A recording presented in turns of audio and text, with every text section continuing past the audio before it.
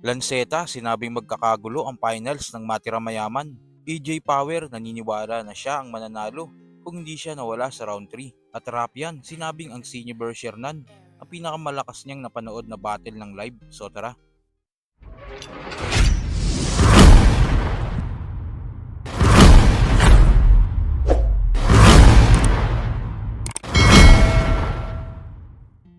Sa November 23 na nga mangyayari ang finals ng Matira Mayaman sa pagitan ni Mot at Six Threat. Dream match ito ng marami sa atin. Kaya talagang 50-50 ang laban na ito. Dalawang heavyweight ng battle rap sa panahon na ito. Siguradong magkakaroon ito ng pustahan at isa nga ito sa magpapainit lalo ng mga battle rap fans. Dahil nga sa mainit na dream match ni Mot at Six Threat at sa finals pa ito mangyayari na may nakatayang 1,000,000 piso. Kaya tingin daw ni Lance ay baka magkaroon ng gulo o away sa event ng PSP sa November 23. Ang masasabi ko lang sa laban na to, pare, alisin natin yung bias, alisin natin yung anong tawag doon, yung scripted. Hirap talaga pumili dito, pare. Ito I doubt na magiging 7-0 yung laban na to. Yes. 4-3 tong laban na to. Feeling ko, kung magiging, alam ko na yun yung judges dyan eh. Oh shit. Kung So, magiging 4-5 tong laban, may magsusuntukan dyan. May magsusuntukang mga fans, may magsusuntukang mga nagpustahan. Yan yung nakikita kong mangyayari dyan eh.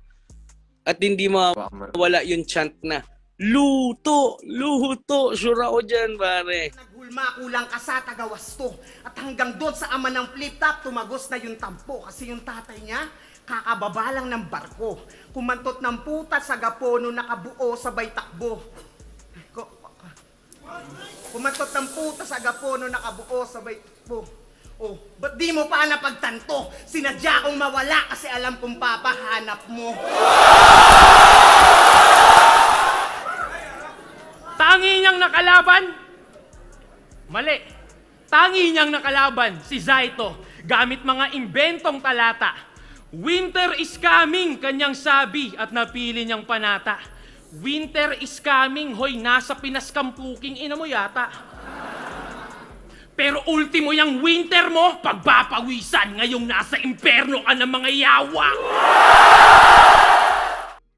Sa mga nais mapanood ang buong video ni Lance at EJ Power, bisita lang kayo sa page ni Lanceta.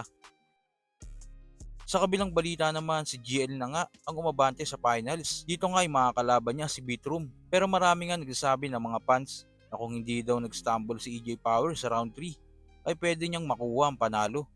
At ganito nga din ang nakikita ni EJ Power kung sakaling hindi nga siya nadapa sa round 3. Masyado akong nag-risk, yun yung sasabihin ko. Masyado akong nag-risk.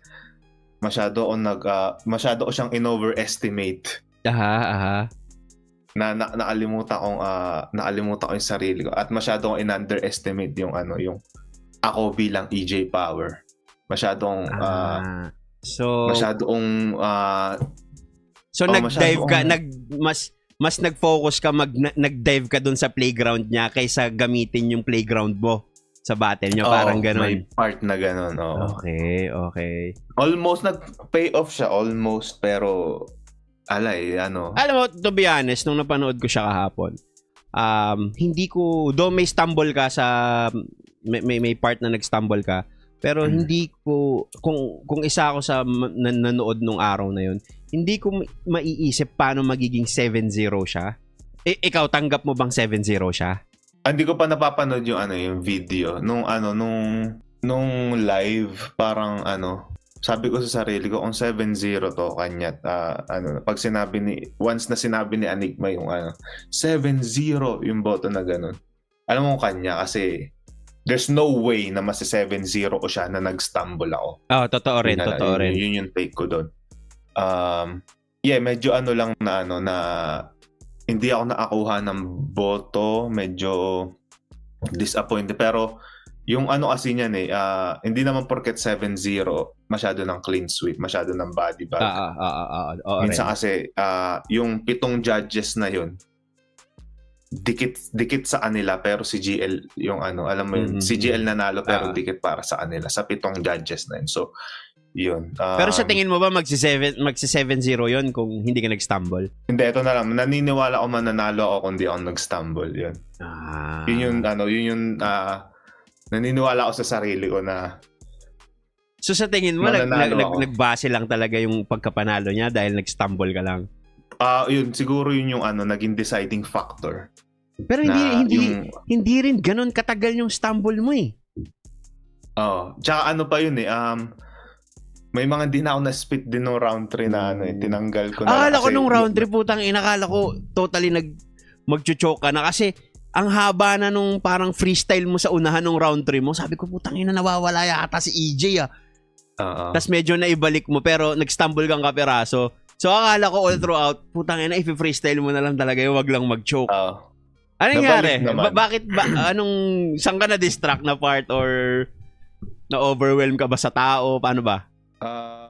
Sa mga nais mapanood ang buong interview ni EJ Power, bisita lang kayo sa YouTube channel ni Tiny Montana. At sa uling balita, ilang araw na nga #1 trending sa YouTube ang labang Sinyo vs Shernan. Dahil classic naman talaga ang kinalabasan.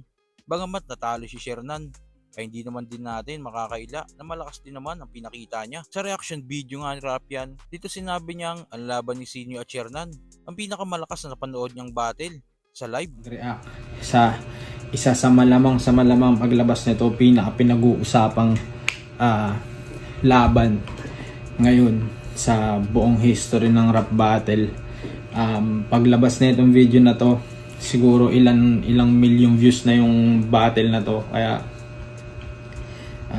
abangan yan. So ngayon, para sa akin, ito yung pinakamagandang battle na napanood ko live. Legit man, ilan pa lang yung mga battles na napapanood ko live talaga, kasi hindi naman ako ganun katagal pa nanonood ng live sa Flip Top. Siguro unang beses ko napanood ng live sa Flip Top nung laban ni GL tsaka ni Lip Ram. Tapos sumunod na nun yung ahon na naglaban si Apex tsaka si Sinyo. Ayun lang yung unang mga beses na nakapanood ko ng live, kasi sobrang gusto ko manood dati nung bata pa lang ako, pero wala akong pera.